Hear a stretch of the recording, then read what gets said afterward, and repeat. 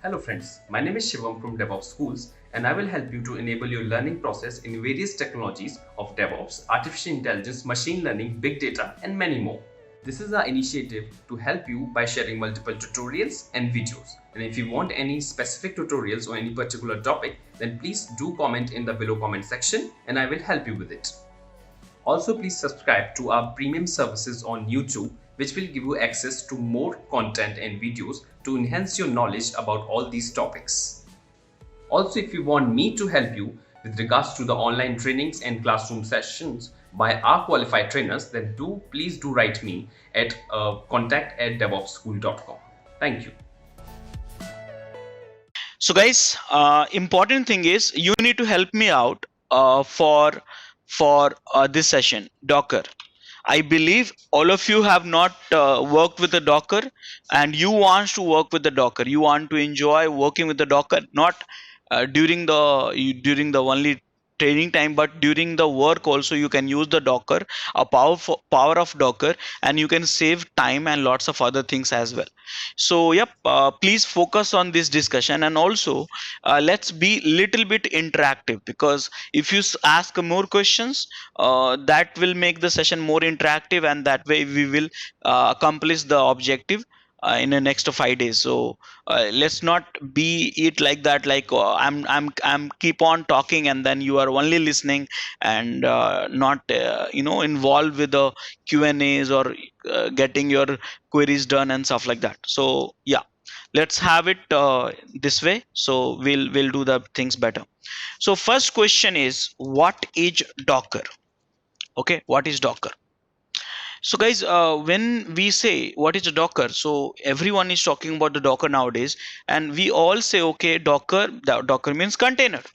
So basically everyone is saying Docker is a container management tool.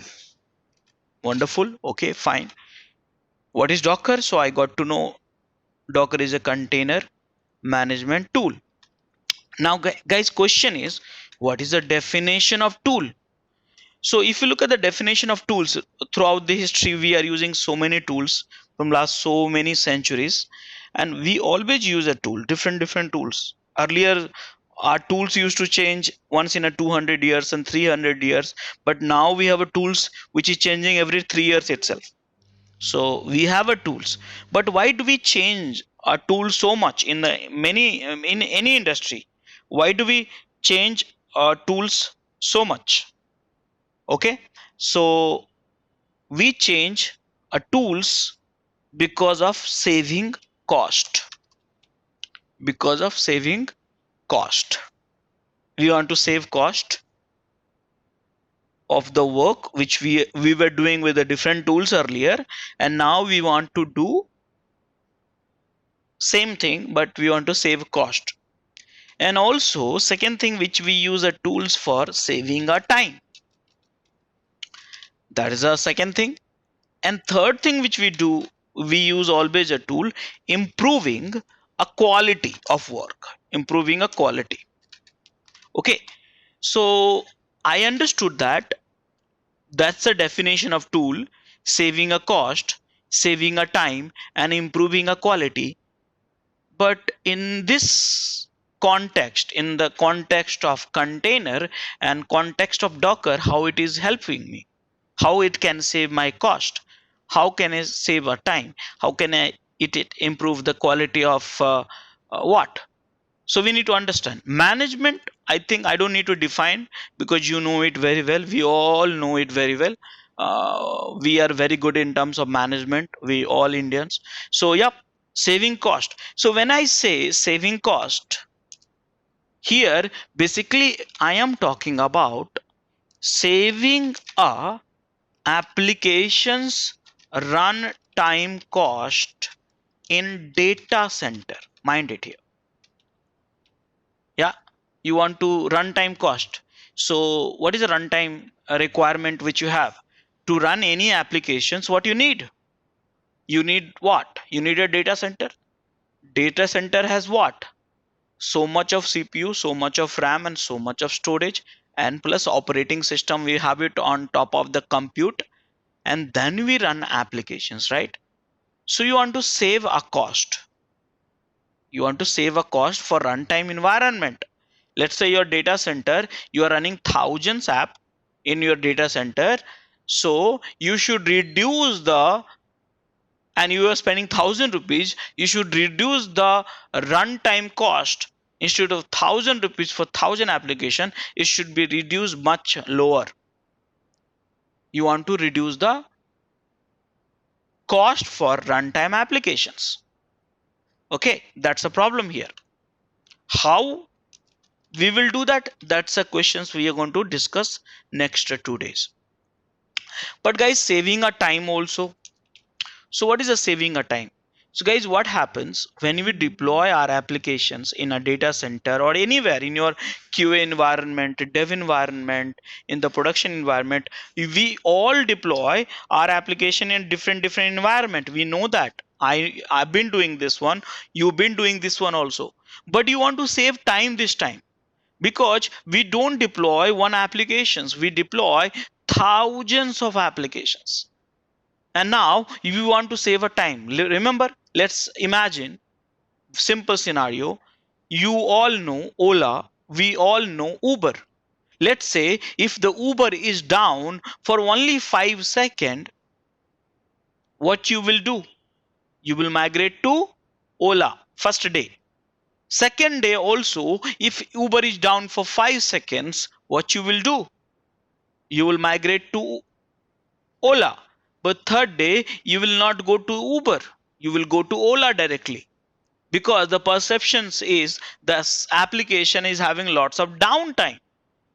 Now downtime, to avoid the downtime, what to do? You have to have a better release. You have to deploy the fixes on time quickly.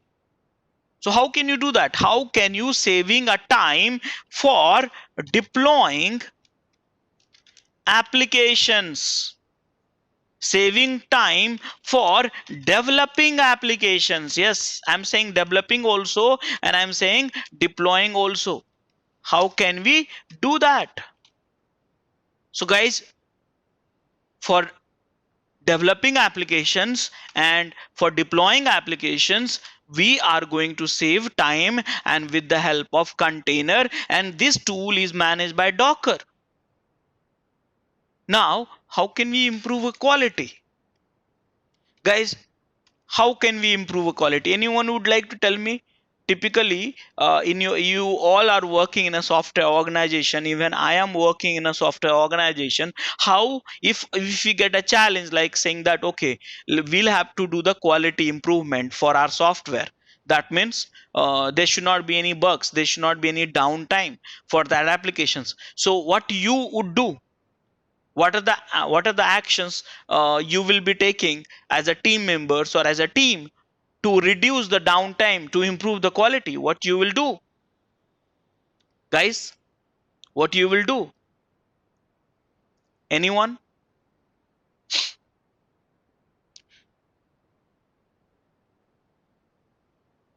Load balancing is not for improving quality. It's for availability, right? Load balancing is for availability, correct? What are the actions we will take to improve the quality of software? I said software. Automation of unit testing, maybe. Right, yeah. So you will say, okay, let's improve the quality of the software. So you say write a good code and good test cases. These are the two things you will do that. But guys, in order to write a good code and in order to write a good test cases, you need to have a time for it, right? You will need to have a time. If my manager asks me, Rajesh, can you write a good test cases, or can you write a quality code? Then I will say, no problem, I can write it. Quality code, I can write a good quality test cases. But what you need to give me? You need to give me time. But that is important. So how can we save time again? With the help of containers. That is managed by Docker. So guys, what is Docker?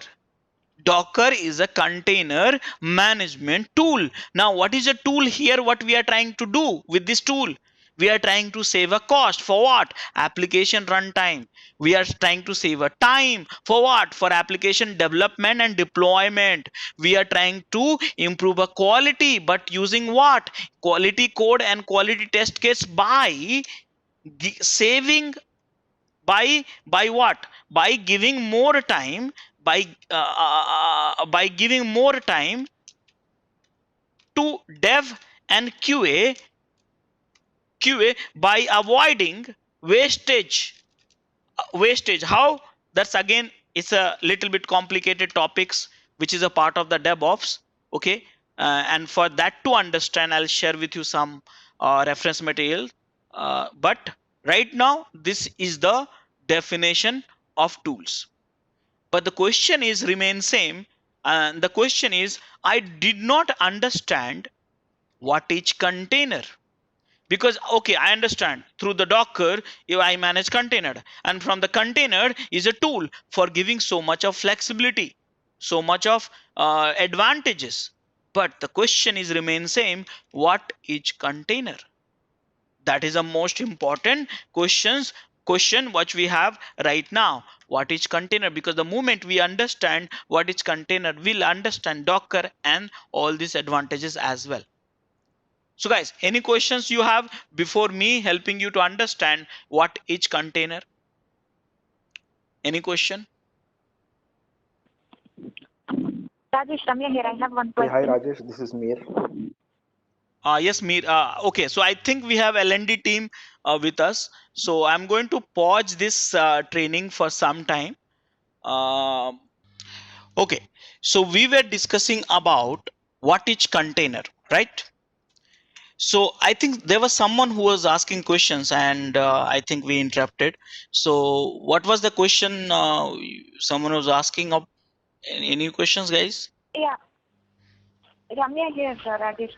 Yeah, So, please tell me. regarding the cost, right? I had one question. So, yeah, you were mentioning about apps runtime cost, right? Yeah. So, all the applications have to be running 24/7 in data centers or cloud or wherever we have deployed them. So, when we say runtime cost, I could not understand what exactly you meant by. Is it the cost in the sense, is it a machine cycle saving or is it a dollar saving? What is that? Right, yeah, that is the question. See here, I said using this tool you can saving app runtime cost in data center. But how? This we have to spend 2 days with us. Actually, you need to spend 2 days with us, so you'll understand that what we are trying to save and which way we are trying to save actually. Okay, so that's the session is all about Docker. Okay, so we'll discuss in detail, but for time being at a high level, you are saving cost. You want to save cost, so you are learning Docker and container. Okay.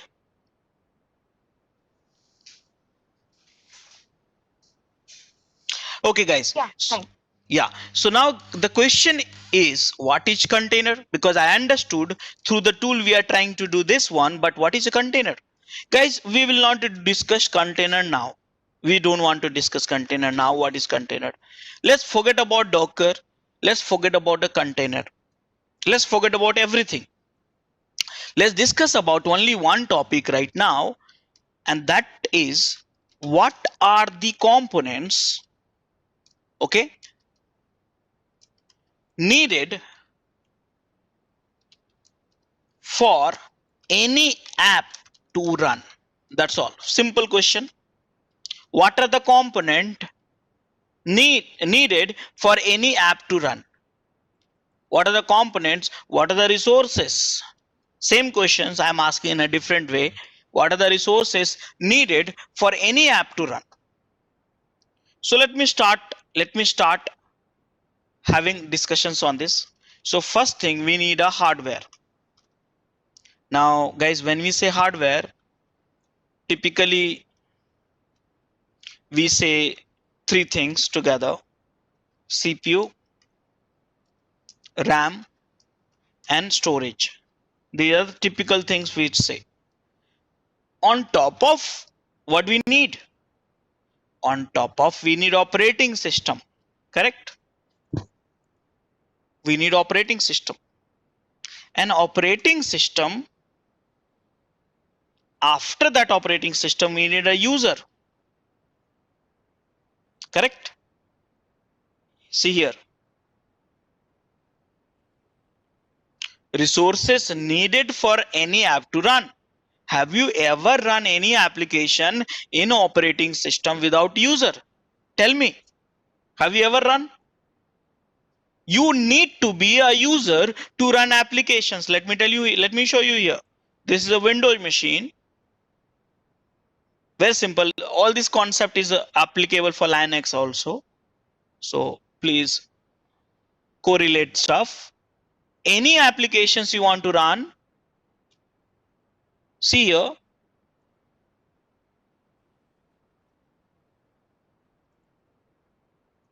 See here.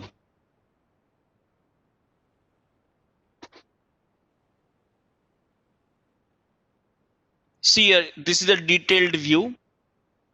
These are the detailed view, all the applications which is running in my system, my laptop.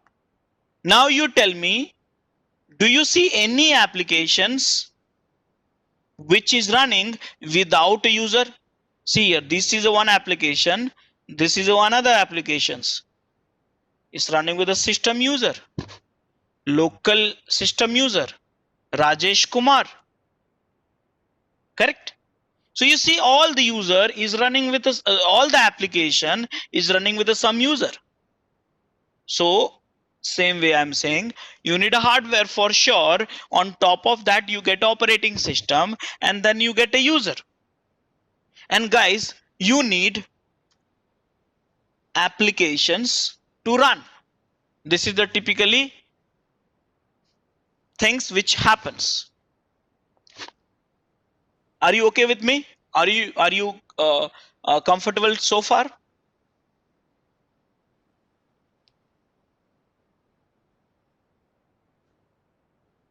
Yeah. Yeah. So now guys, let's deep dive into that.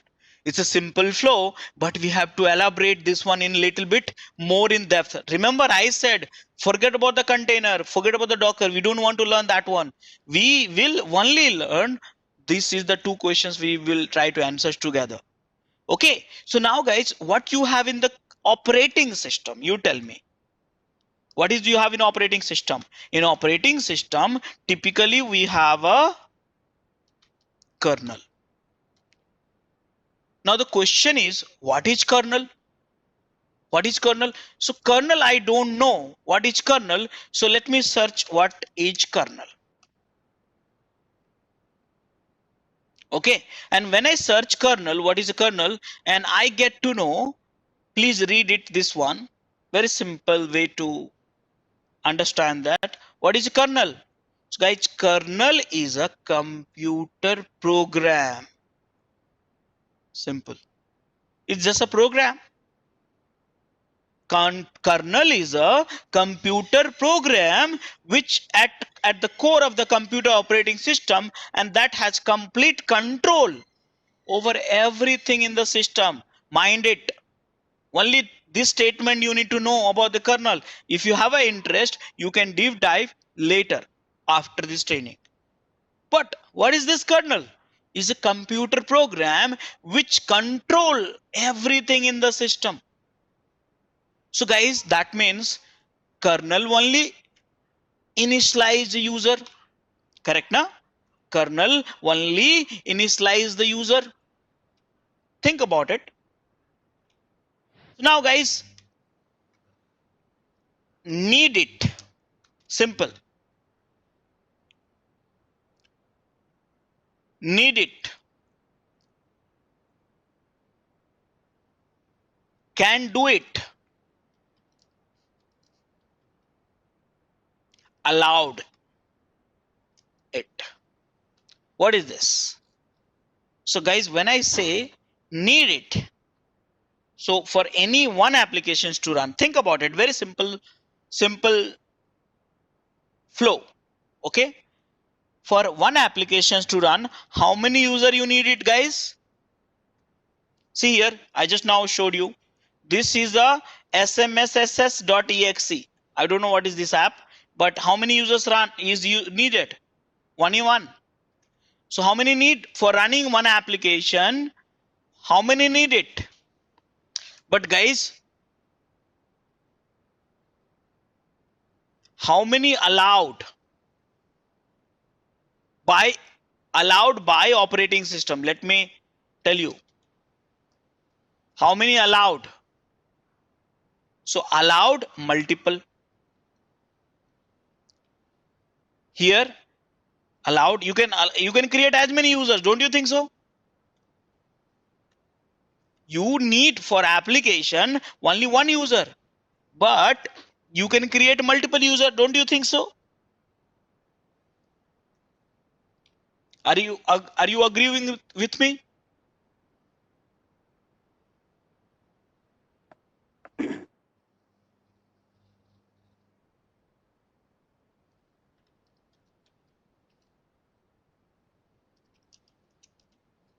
You can actually also get it multiple user.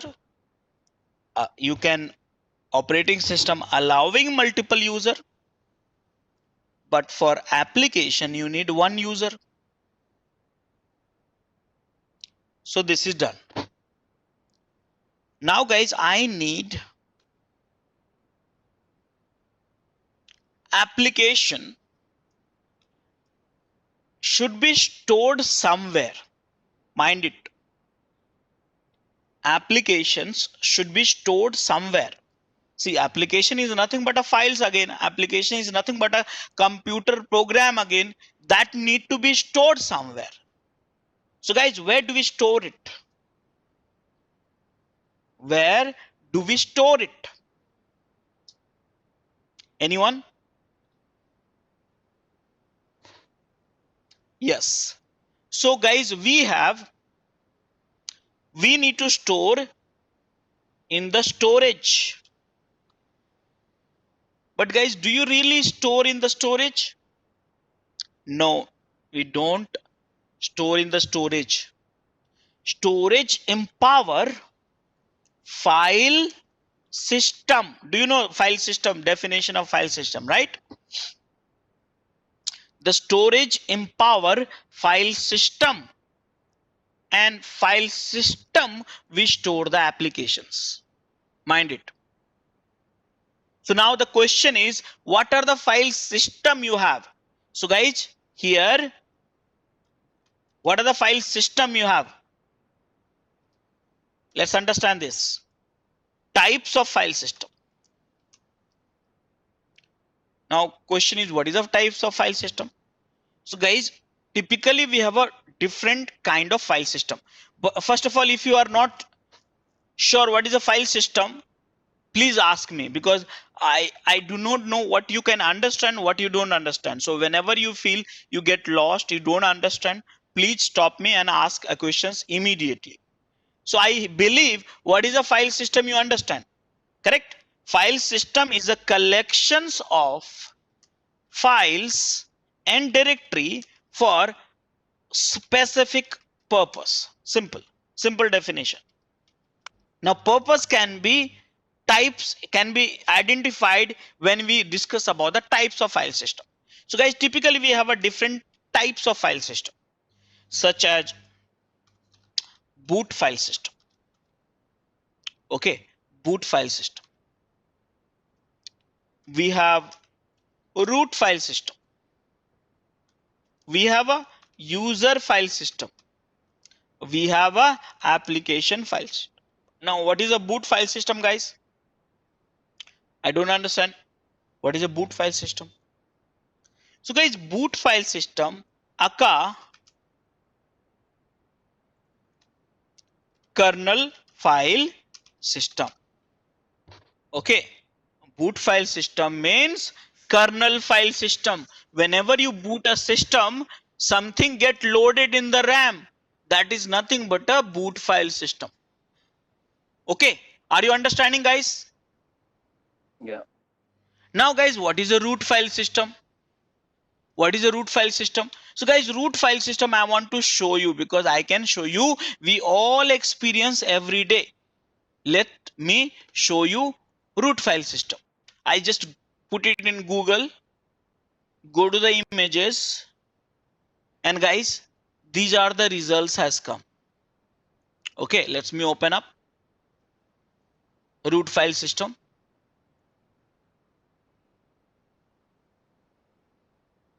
Guys, have you seen this somewhere?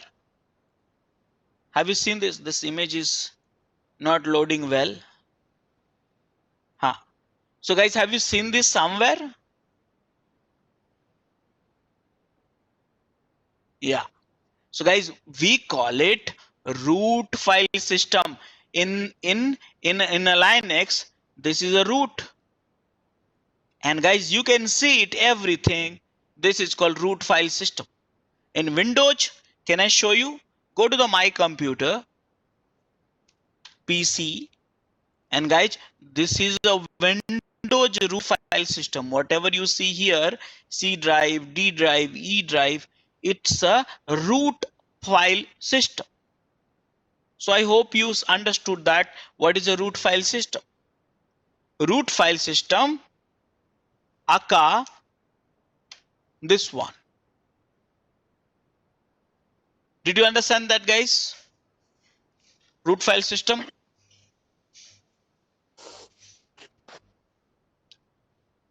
Guys, are you there? Right. Hello. Yeah. Yes, Rajesh. Now next question is, what is a user file system? Guys, every day you work with your user file system. When I log in, I see something. Let me show you something. This is what I see. This is what I see when I log in. But what is a user file system? So guys, anything inside your user home, which is here for me, I'm a Rajesh Kumar. So anything which is inside your home, look at this URL. It's in Windows. I'm showing you. Same thing if you do the CD, you can see in the Linux. So anything you see on your user home, that's a user file system. And last one, what is the application file system? So guys, let me show you application file system rather than talking.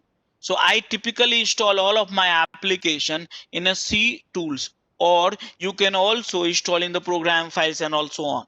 But I install in the C tools. So here, let's say this is the Maven application and this is the file system of Maven. This is a file system of Maven.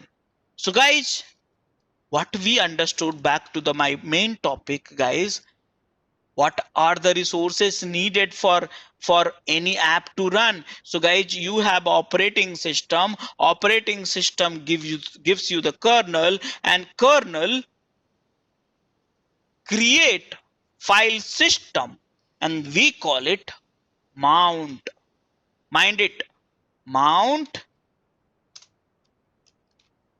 is equal to file system. So guys, for running one application, mind it, I'm saying very straightforward way, please understand that. For running one app, which is here, what you need? One user, one a root, one a boot.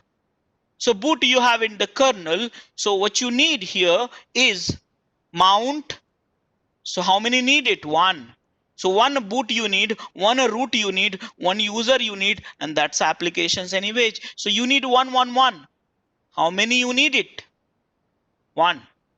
For running applications. How many allowed by operating system? One. Let me tell you when I allowed. Guys, have you seen 2C drive? Have you seen the 2C drive in one operating system? No. Yeah, that is what I'm saying. Have you seen 2 OPT in one operating system? No. So that means how many allowed by operating system? One. But guys, how many C drive you can create and initialize for the different users, actually can get it multiple. See your same concept, right? Remember, again back to the question, what is a kernel? Kernel is a program. Just now we have learned together, right? Is a program. And here this is a program also come from the program. This is also come from the program. So you can create as many times, but allowed by operating system, one. Guys, now next thing, guys, look at it, this image, very simple to understand. Look at this, guys, here. To get our channel membership, click onto the join button, select the 3D99 plan and grow your skills immensely. Now, think about it, this is one applications, okay? This required that user to run, and this user required this much of CPU and this much of RAM, though that is not having RAM. Let's talk about this one. This much of CPU and this much of RAM. This application needs it, and this user. But guys, the first question is, hardware you have a lots of CPU, lots of RAM, who allocate, mind it here, I'm saying, who allocate the CPU and RAM? Who allocate? So guys, there is a one guy who's called C group. Mind it here. C groups. Again, it's inside a kernel. Okay. C groups. Kernel, C groups. The work of the C groups to allocate CPU and RAM. See here. I just type in Google, and here, see here. C group is a Linux kernel feature that limit, accounts for and isolate the resources uses. When I say resources, means CPU and RAM, for a collections of processes. See that, collections of processes. These are processes. See here. Okay, simple. Here I am writing. If you have a interest to know more about it, please read it. So guys, these C groups will allocate the resources like a CPU and RAM, but to what? Processes. But how? So guys, these C groups allocate the CPU and RAM to processes through, you know what? They allocate the processes through the PID number. Every process, mind it here. Have you seen that any processes without a PID? Every processes has a PID. Look at this here. So that is the way what they do. They give this, mind it here, every process has one ID allocations, and every processes get CPU and RAM from the C groups. So this ID, through that, if you trace this ID, you will get to know how much CPU, how much RAM, which processes, and everything you get through this ID only. Are you okay? Are you comfortable so far? Guys? Yeah. So guys, the question is, okay, fine. For my applications to run, you need a PID allocation, one PID. Either it can be here, I need a PID. Either it can be here, I need a PID. So if you have a PID, then only you can get the CPU RAM allocation. So what to do? We call it PID. So guys, in order to run application, how many PID table you want it? One. How many allowed by operating system? One. How many can get it? Multiple.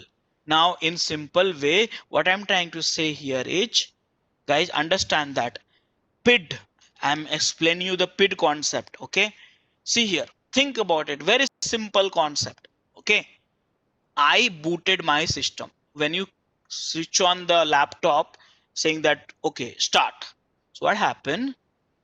Zero process get loaded your operating system. Simply this one, this is the PID one. And after that, some system applications run. Some system applications run. Let's say now what happened is, you are the Rajesh. So Rajesh, when you logged in as a Rajesh, booting is one thing, logging is another thing. So when you Rajesh, what happens? This Rajesh become a 5 PID. Think about it, very simple. Let's say Rakesh logged in the same laptop, so he will get a 6 PID. Now Rajesh runs, let's say Apache, so he will get 7 PID. Now this guy, let's say Akash, runs Tomcat, so Tomcat will get 8. So this is called one PID, guys. This is one PID map, PID map. Whereas each process get ID. User is also process. User run some application is also process, because everyone needs, user need also CPU and RAM. Applications need also CPU and RAM. Whereas this Apache is a child process of parent this one. Think about it. And this user is a process again, and again is a child for the process PID1, and this is a child for PID0. And we know, right? We always say, right? Right? Everything has come from nothing. So same things get applied here. Every process has come from zero. You see here, everything has come from the zero. See here. And zero is your kernel process, which when you load this, it get created. So now what I'm trying to say to all of you is like this is the PID. So here, this is your application, mind it. So they need one PID to get allocation of the resources. But PID table has to be initialized, right? So how many you need it? One. How many allowed by operating system? One. How many can get it? Multiple. Guys, have you seen the two PID? Have you seen the same PID number to two processes? Anyone? Have you seen two PID? No. Why? Because operating system allow only one PID table to be mapping up when you boot the system.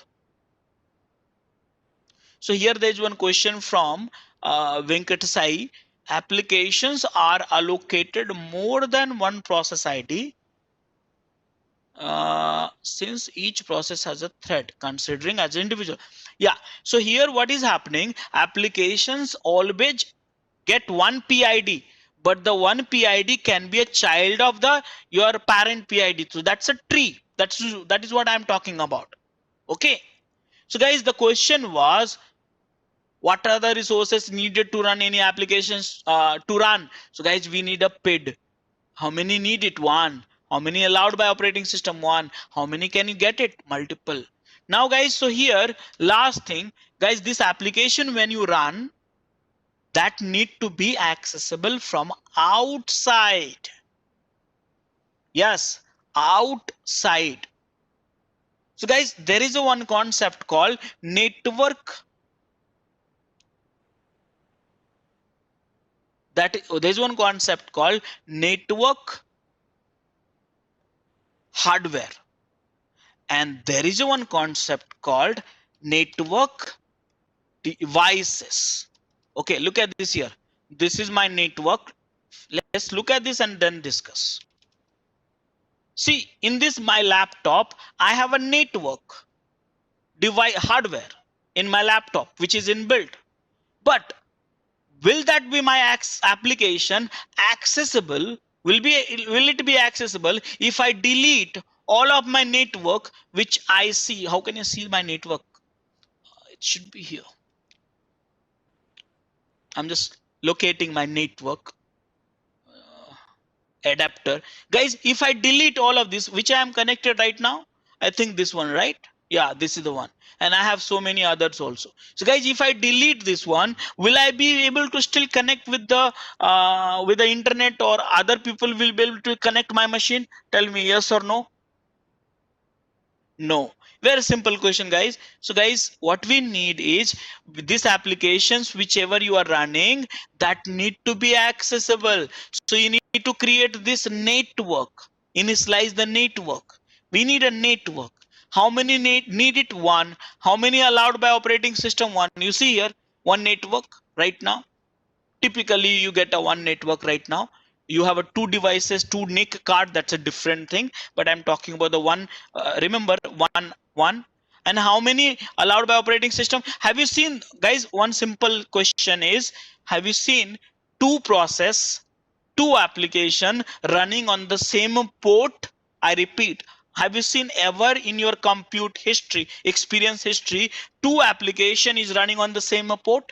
No. So that means you have only one network allowed by operating system. One device, one network. Now, guys, how many you can create? Multiple by kernel. Now, this is a simple table, guys. Let me explain it to you one more way, simple way. Guys, remember, mind it. Kernel is a program. The programs create, initialize. I said init. Remember, init. INIT, simple. Initialize user, initialize mount, initialize PID, initialize network. How many? You can initialize multiple user, one mount mean one C drive, D drive, one PID, one network, allowed by operating system. But actually you can create as many you want it. Let me explain you. Very simple concept. I assume all of you have come from the software engineering background. So guys, when you write a class, what you do? Can you tell me? When you write a class, a program, a class program, OOPS concept, what you get it? What you do with the class? Tell me guys, what you do?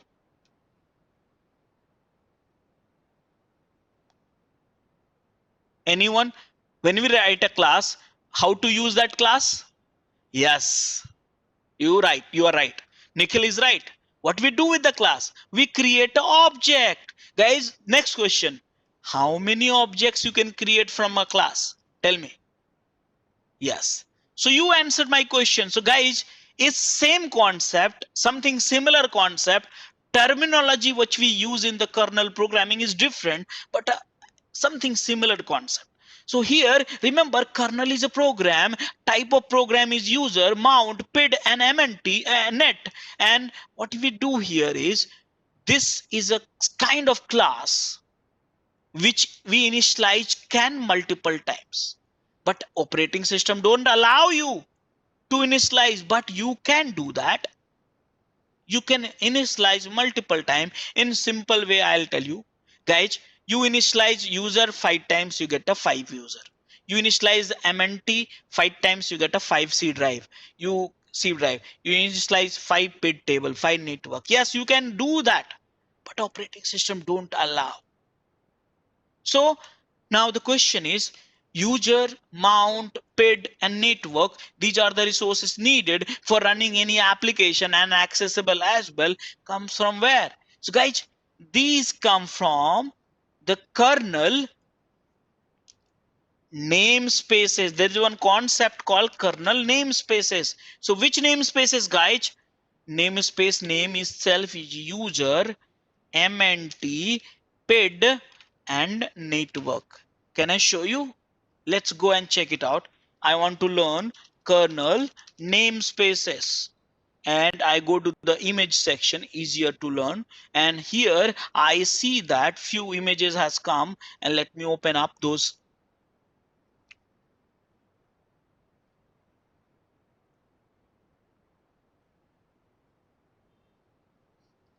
Let me open up those. So guys, you look at this here.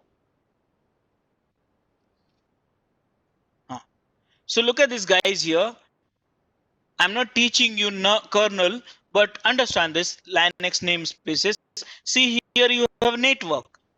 This is the library type of namespaces. Okay, it's in kernel. Here you have a mount. Here you have a PID. Here you have a user. This you initialize multiple times, you get a multiple user. 1 user, 2 user, 3 user. Now guys, here you can initialize this mount, you get a multiple C drive. So right now it's allowed only one, so they get mapped to this one, same thing get mapped to this one, same thing get mapped to this one, this same mount get mapped to the each user. Now you can have a multiple mount, and this 1 2 3 mount, 1 2 3 mount you can create it, and this you mount to this user, this you mount to this user, this you mount to this user. This can be possible, but operating system don't allow you to do that. And here network, you can create multiple network, guys. 1 network, 2 network, 3 network. This 3 network you can attach to the each user, attach to user, but operating system don't allow you to do that. What they do, they only attach this network, only one network, to all the user. Are you getting my points, what I'm trying to say? Guys, are you getting my points, what I'm trying to say?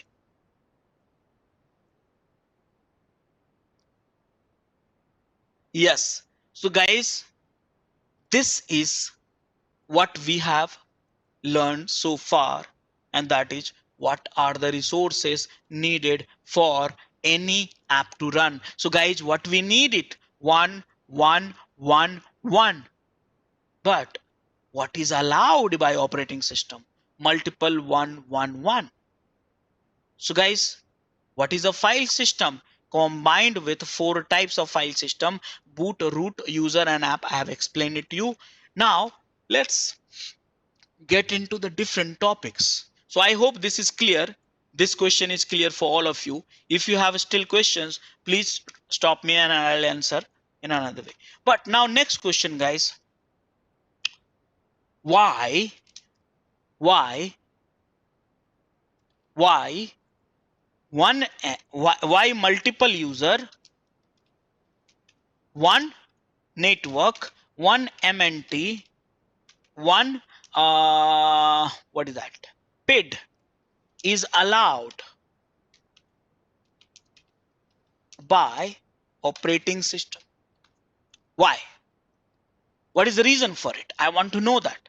Anyone has a reason for it? Why they allow only 111? Why they run allowed only 111? They can create, you know, the kernel allow you to create a multiple. You see that kernel allow you to create a multiple, but they operating system prohibit and saying no, I'm not going to create a multiple use network, multiple mount, multiple PID.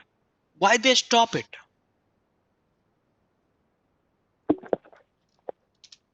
Anyone? You're running on one mission. Any other reason, guys?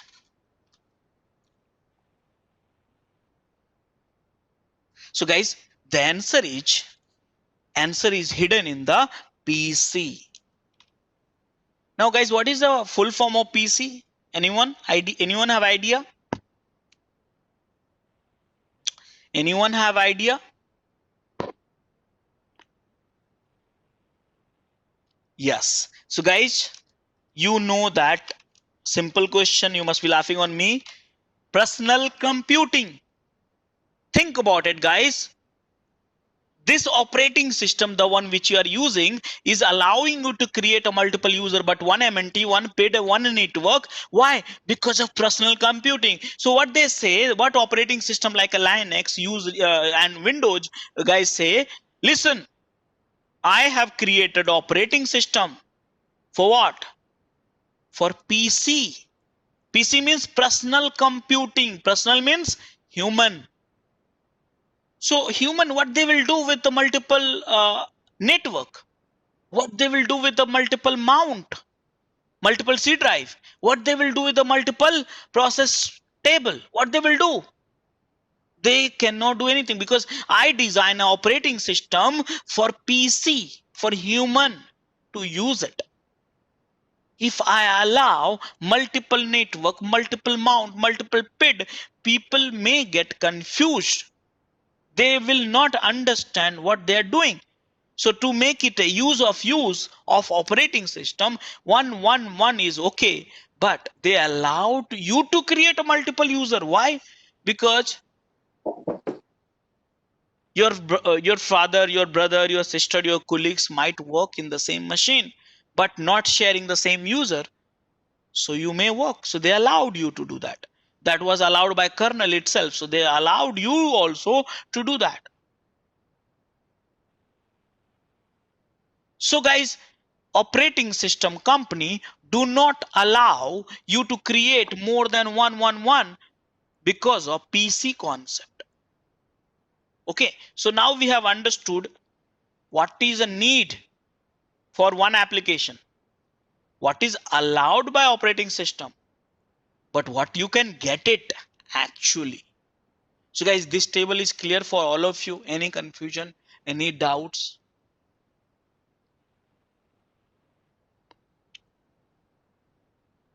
Any confusion, any doubts?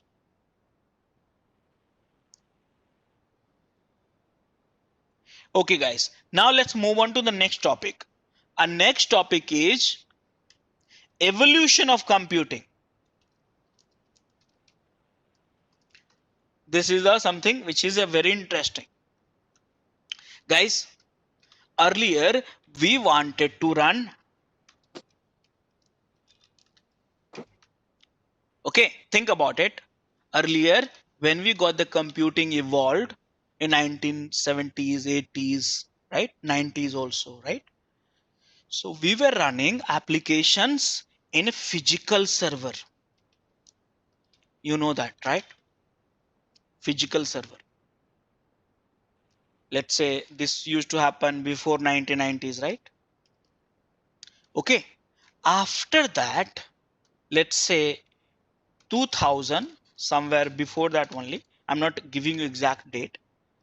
But after that, we got the internet. You know that we got the internet.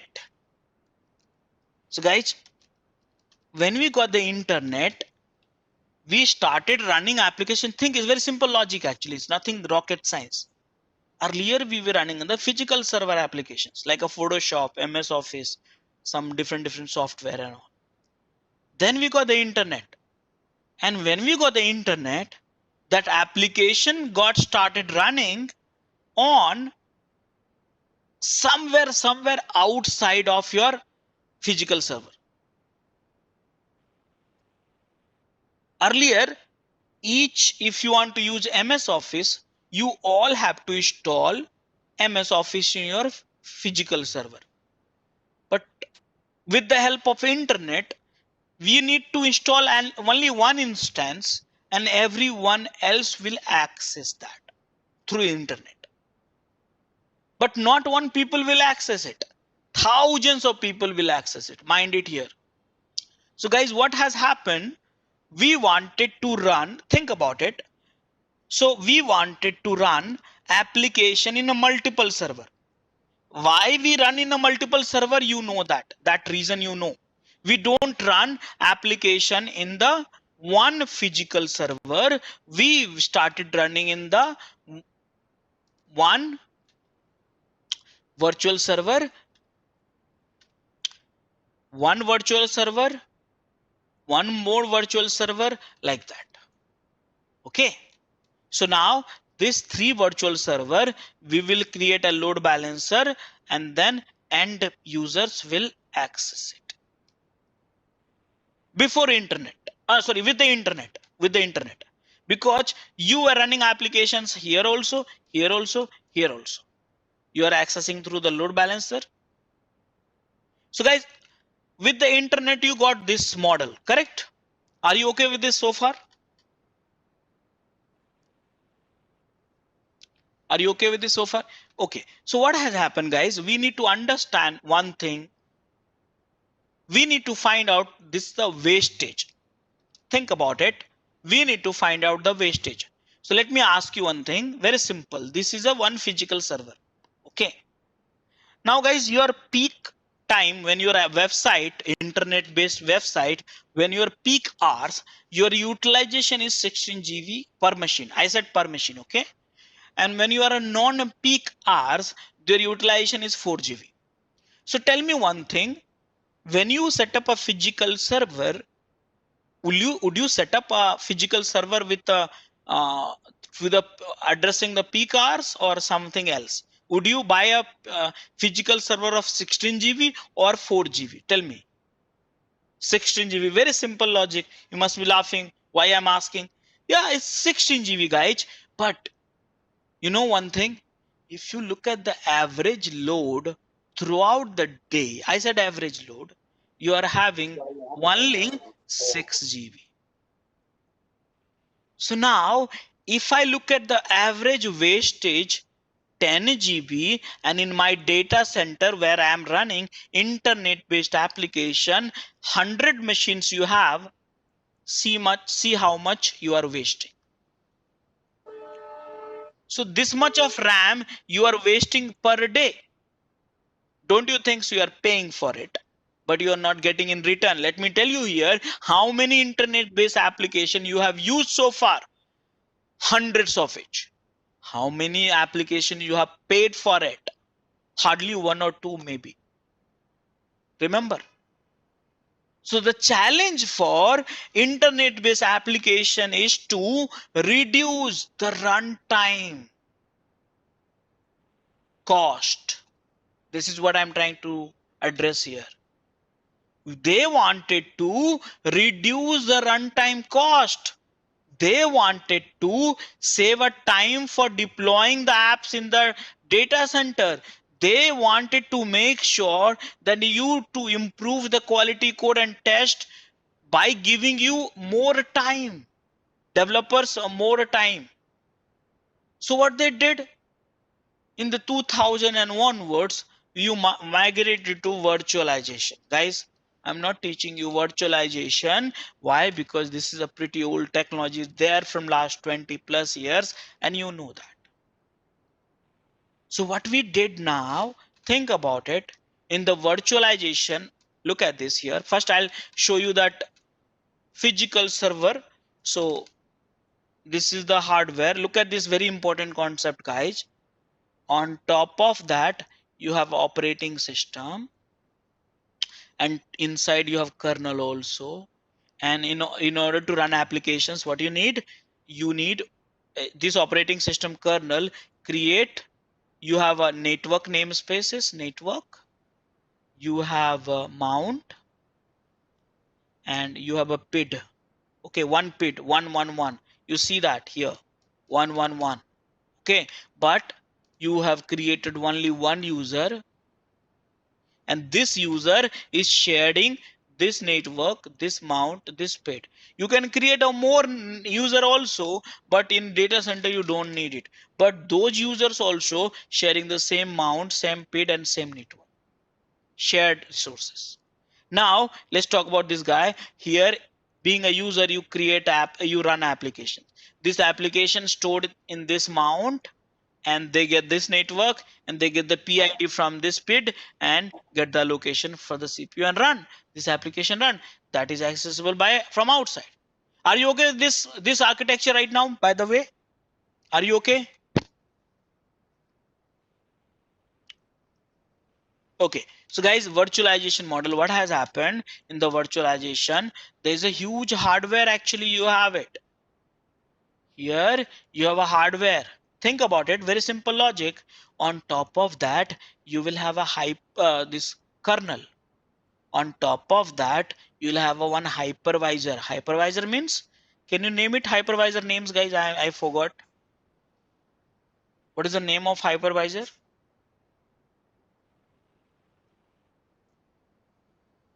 Any names of hypervisor?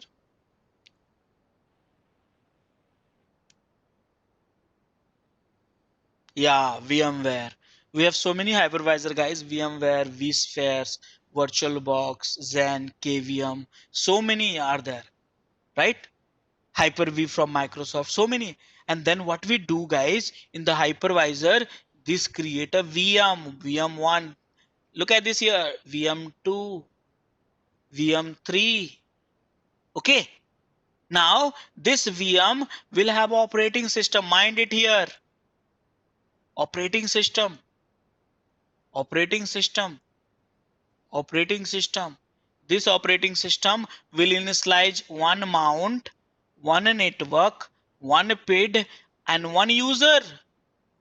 One network, one mount, one PID, one user. One network, one mount, one PID, one user. And applications. Applications. So guys, this is the virtualization model which we are using. Now you know what? You have these three machines you set up. Now you have additional resources left out. You can give it to the dev team. You can give it to the QA team. So guys, look at this here, this model. Here in this model, you had a wasted 1000 GB. But in the virtualization model, you don't have too much of wastage. You have a limited wastage. If you have a more hardware, more software, more this one, you can use it, reuse it, that one to the dev, QA or other project. So this way, what has happened? getting the virtual machine, see here, look at this here. Getting the virtual machines is comparing to setting up the entire physical server. You know the time, hardly 5-10 minutes. To get our channel membership, click onto the join button, select the 3D99 plan and grow your skills immensely. You save time, so you can focus more on the code and quality test. And same time saving a cost by reducing the wastage. Yes, important statement. Saving a cost by reducing a wastage. Why? Look at this here. So earlier you were wasting 100 GB, but now you are not wasting, you are using that infrastructure with virtualization. But guys, one thing here, you know, earlier we were using internet. Look at this here. Earlier we were using internet. Now internet is using us. You know, I remember we were dialing up those connections for using internet-based applications, and hardly few crore people were there at the internet at that time on the internet. Now you see, unknowingly and knowingly, you are connected with the internet. Not one device, all of your device, your mobile phone, your laptop, your TV, your fridge, your washing machine, your AC is connected with the internet. Everything is connected, your car, and they are using lots of internet. So guys, when these applications are connected, your devices are connected to the internet, so don't you think, and there are so many people, you know, I think 70% of the population is using it, more than that, I guess, I don't have a right figure, just I'm giving you visualization. So is using internet based applications, and the question is how much you are paying for it. Let me remind you, how much you paying for the Google searches, how much you paying for the Facebook, how much you paying for YouTube, how much you paying for Google, Gmail, how much you paying for LinkedIn, how much you paying for comparing the tickets on yatra.com, how much you paying for downloading the statement in 1 second from bank. Because remember, earlier you used to go to bank to get the statement. It used to take 1 hour. Now you spend nothing. Right? So guys, how everything you are using free of cost and you are paying for nothing. Maybe you will argue, okay, they run on ads. But guys, ads revenue is how much, you know, 1,000 people, think about it, very simple calculation. 1,000 people visit the website, only one person will click on ad, and one person who clicks on ad,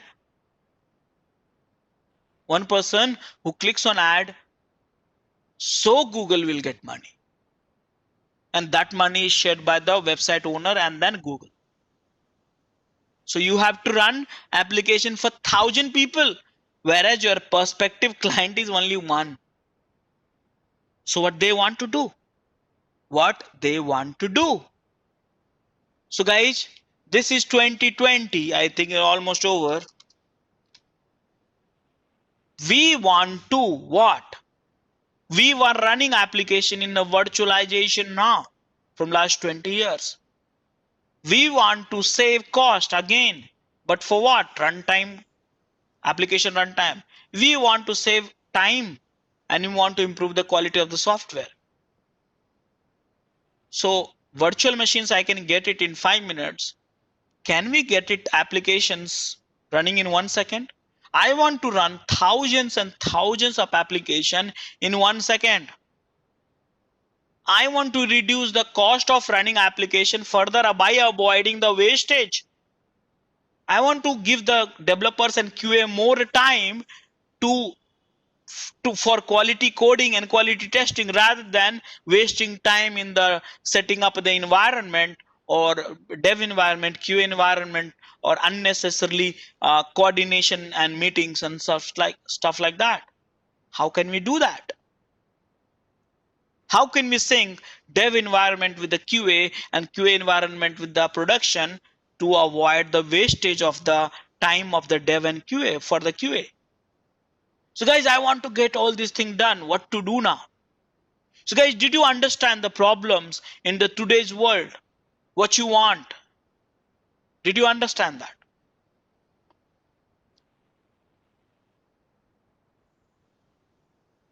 Did you understand that?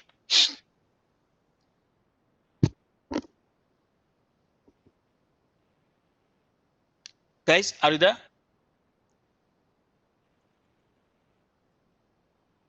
Did you understand the problem statement with the hyper virtualization?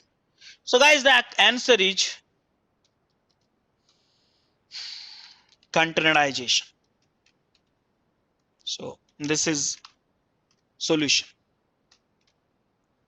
So we were running application in physical server. You were running application in virtual server. Why? We discussed. But now there's spelling mistake, by the way.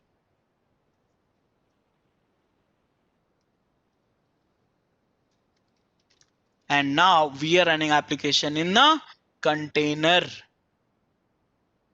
But the question is, guys, what is container? We still have not discussed.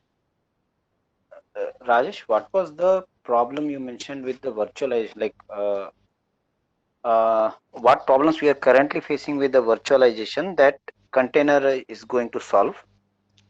Yeah, that's a very good question actually. So guys, anyone would like to help me out?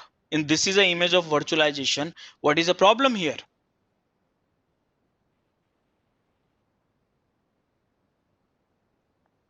What is the problem here? Yes, someone answer. Guys, think about it. Very simple calculation. I want to run 3 applications. For that, you know how many operating system you have to run? 4. And see, 1, 2, 3, 4.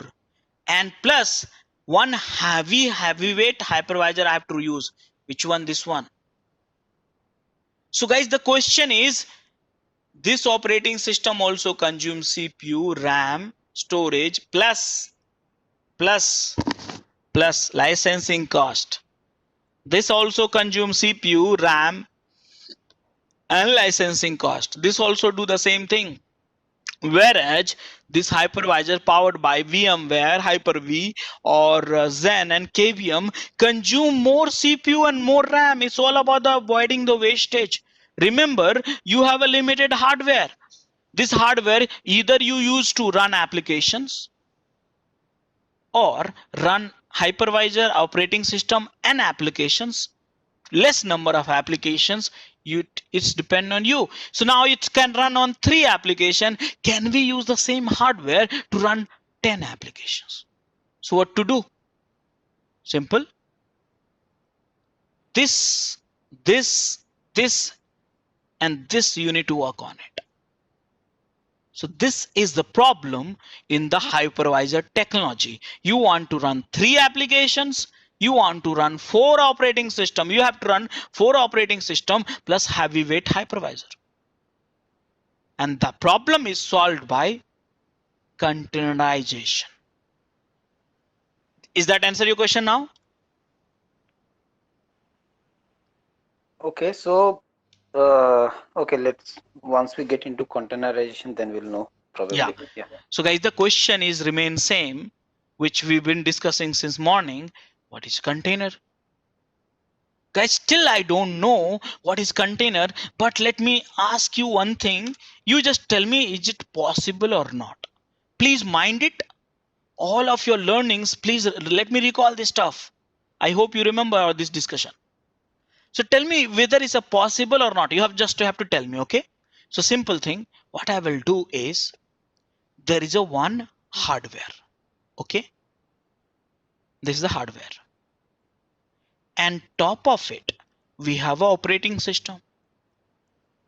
And operating system, of course, will have a kernel. We know that kernel has these namespaces, C groups, and stuff like that. Okay. Now, what we can do is think about it. what we can do, this kernel initialize how many network? One network. How many mount? Mount means file system, root file system. Remember, mount means root file system. Kernel is having boot file system here. Mount, and last one, what is that? PID. PID. Now guys, what happens when you create a user? Think about it.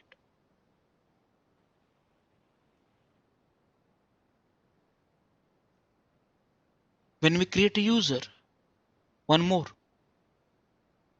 When we create a user, normal user, not a root user, okay? 3 users, normal user. I'm asking, giving you clue. This is Rajesh. This is Akash.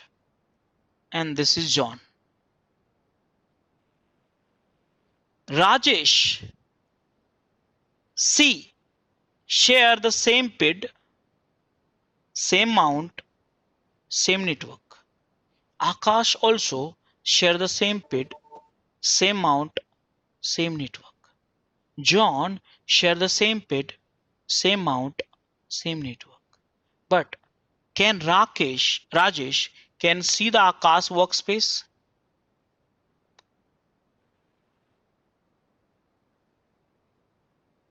No. So guys, this is called user isolation. So here you get one beautiful things is user isolation. 1, 2, 3. That means guys, whatever this guy can access, other people cannot see. Now what you get in each user, you mount one thing, user, see here, which I said here, user file system. User file system, UFS, UFS, UFS. Think very simple concept. Akash cannot access this one, no. Rajesh cannot access this one, no. Very simple. Guys, this is the anatomy of the system. Now I will little bit go ahead and ask you few more things. Think. Now guys, Rajesh run Apache. Apache runs on 80 port, shaking the PID 50, and it's writing the file system in C Apache, C drive Apache, okay? Tell me one thing guys, very simple concept. This Akash will be able to run Apache again on 80 port? Tell me. Will be able to run this Apache on 50 PID? And if you write in C Apache, the integrity of the data will be compromised. No. Same question goes with 80, 50, C Apache. No. Why no? Why? Because guys, there is only one network, only one mount, only one PID. Think about it. So guys, tell me, load balancer will work? Think about it. Very simple situation guys. Think, because your answer is one, you have to do only think. Guys, I cannot load balance. This is my load balancer. Think, LB, can I balance this Apache, this Apache, this Apache? Can I do that? Load balance. Is it possible or not? Tell me. No. Why no, sir? Why no? I cannot load balance this 3 Apache by 3 users. Why no? Guys, simple thing. Load balancer to work, you need a different IP and same port. What do you have here? Tell me. What do you have here? Anyone?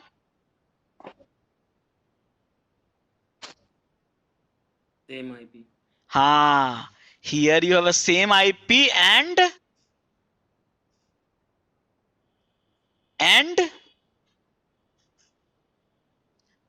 different port. Because if you change the port number 81,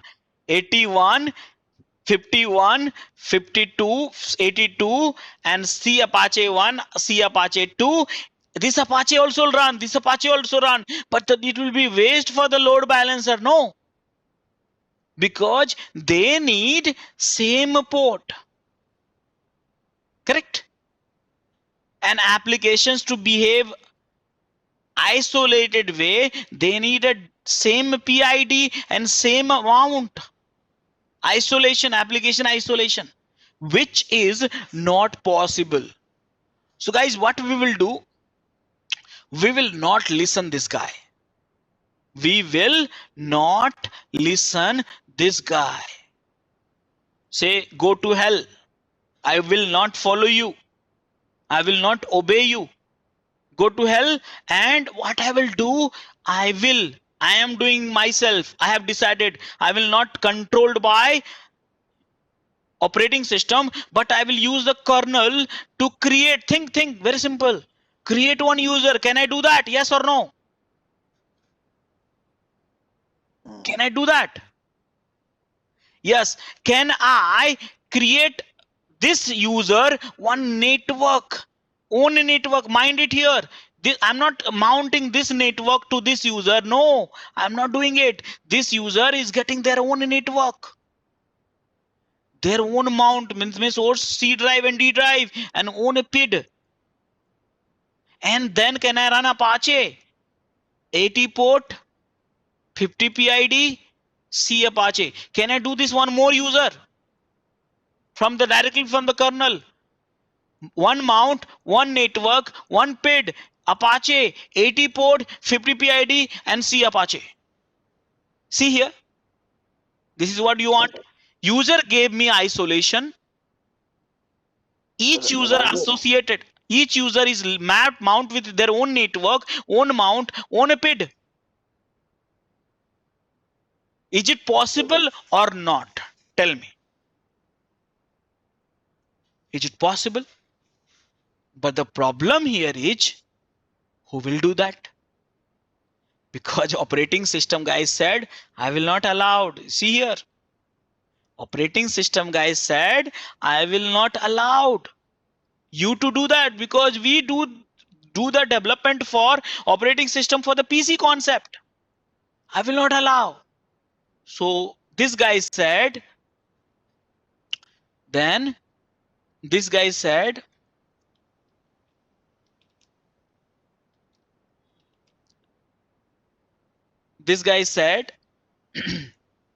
no problem.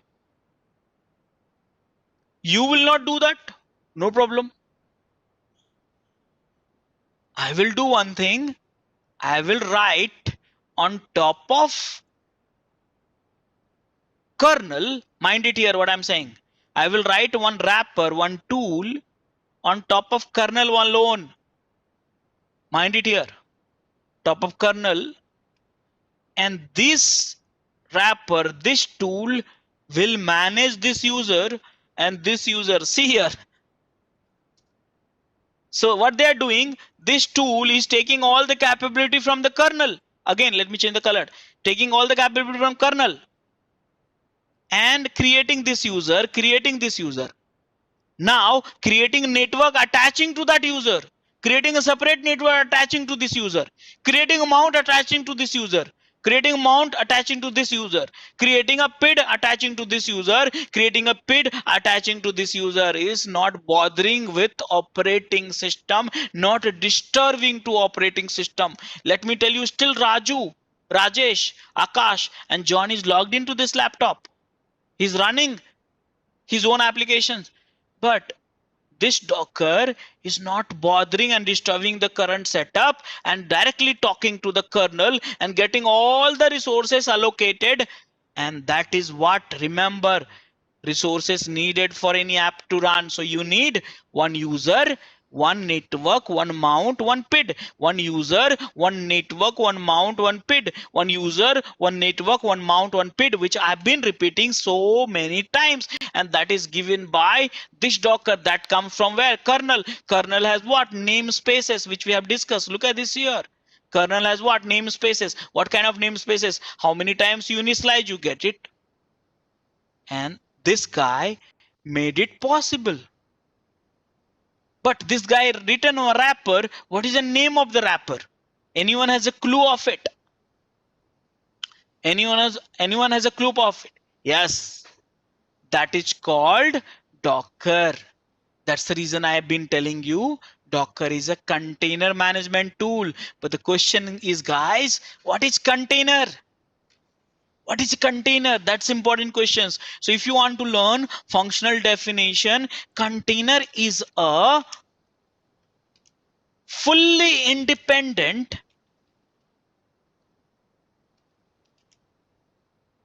application runtime environment with their own resources. When I say resources, that means please mind it.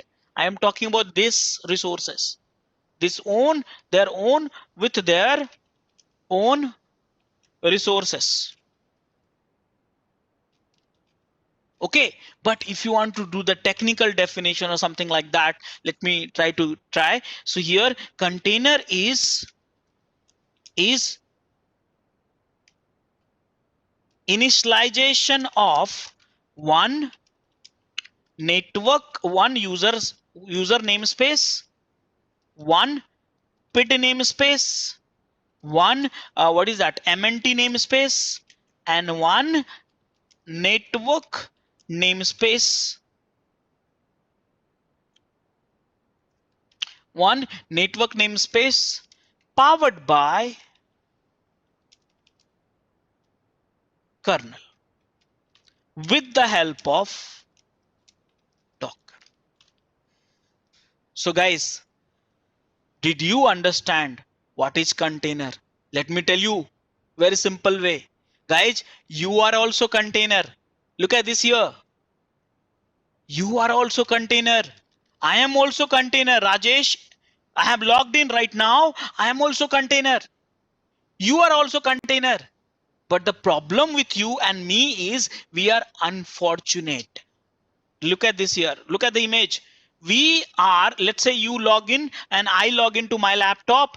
We are sharing the same C drive, same PID table, same network. We all are sharing, all the user is sharing the same PID, same network, same mount.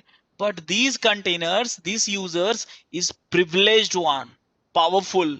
They have their freedom. They have their independent resource allocation. That's what I'm saying. Fully independent app runtime environment with their own resources. So they have complete independent. They are independent. They are independent. They are isolated from each other. Not Rajesh, dependent one on question anything though. else. So guys, what is a container? I hope this is answer Rajesh, for all of you. one question here. Yeah. So in terms of that virtualization that you said, which was using hypervisor and all, right? Mm-hmm. So where we created 3 virtual machines. Mm-hmm. So there also these 3 independent virtual machines, they will be also like completely independent of each other, right? They will have their own mount, own network, own user. Is that not the case? Very perfect question actually. And let me help you to find out your answer yourself. Mind it, guys. This is a virtualization. In the virtualization in the VM, what you have? Operating system. And here, what you have? Is this the operating system? What is this? It's a user. You have only one operating system. So here you are running 5 user, only one operating system. 5 here, 1 app, 2 app, 2 app, only one operating system. But here, here you have operating system. Mind it. Are you getting my points? And that is what the problem, right? How can we run more application with a less operating system? That was the problem. So here, one kernel, one operating system, you can use for multiple container, which is isolated. They get isolated. So that means here you are having only one operating system. So basically, you are wasting less CPU, less RAM, and less storage and low licensing cost in the virtualization. That is what that was being used multiple times. And how much time it took to create a user? Second. How much time it takes to create a virtual machine? 3 to 4 minutes altogether. Is that answer your question? Mm, okay. So can I say, like, in case of virtualization, say the overhead is definitely like we have one heavy hypervisor And and operating system. individual VMs which are created. Basically, they have their own operating systems, That's correct. which will again be they will again be licensed basically. Right. Hmm. So guys, when I say operate, yeah, please go ahead. So, but still the concept of mount and all, they are all these VMs in the virtual machine virtualization. They are basically completely independent of each other, right? Like the problems that you said, one user sharing the same root and sorry, one user sharing the same this one um, mount and all. That kind of problem will not be there even in case of virtualization also. Huh. So virtualization, you create a one mount, correct? Hmm. One C Right. drive, one C drive, C drive. Here, what we did, we initialize. So what happened when you say one mount here? See here, we created one C drive here, but same initialize, we created one C drive here also, here also. But in virtualization also we will do the same thing, right? Yeah, Each VMs, they have their own mounts basically, yeah, right? yeah. So the same C drive will be created 3 times for 3 VMs basically. Right, yeah. Okay. Yeah, there's some notes in the chat also. Let me read out. How will I see OS utilization percentage through containers and over the virtualization? So understand this very simple concept, guys. Whether you use, mind it here, I said whether you use, think about it, whether you use VMs, this one, or whether you use this container, everything has a base kernel. Here, base kernel. Okay. So, and kernel has a one PID by default. So everything you run this VM, this VM, this VM. This is the process of base machine PID. Inside the operating system, you get one more PID. That's a different thing. But within the place where you are running the kernel, you get the one PID also. So this is the way. So basically, in a short way, simple way, if I try to explain it to you, this VM is a process of the host machine. This VM is a process of host machine. This VM is a process of host machine, child process of host machine. Same way, this container, this user is a child of the host machine only. Concept is same. Did you get that answer? Yeah. Any other questions, guys?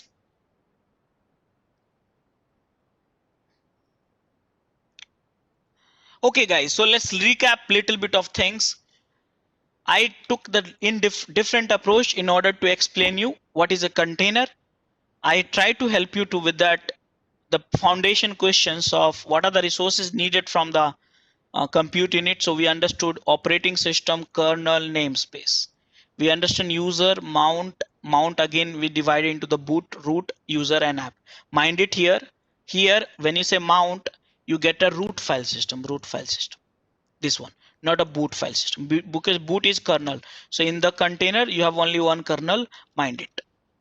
Okay, so container has no kernel, mind it.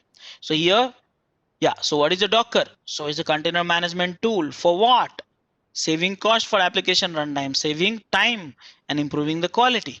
What is container? We discussed, and how this container is empowered. So they get by Docker with the help of with the help of Docker from the kernel, and mount come from the root file system, user file system, and application file system. Now, after that, I'll teach you Docker architecture, how to install Docker, and container life cycle, and Docker workflow. Before that, Docker workflow. This I'll teach you, but I need to conclude what is Docker. So Docker is a container management tool. It's written in Golang by Solomon Hykes. Okay, and it's having two versions basically, Community Edition CE and Enterprise Edition, which is the latest release, if I'm not wrong, is 19.x and so on. Okay, and this is a free one which I'm teaching you right now for time being. Okay, any other questions anyone have, guys?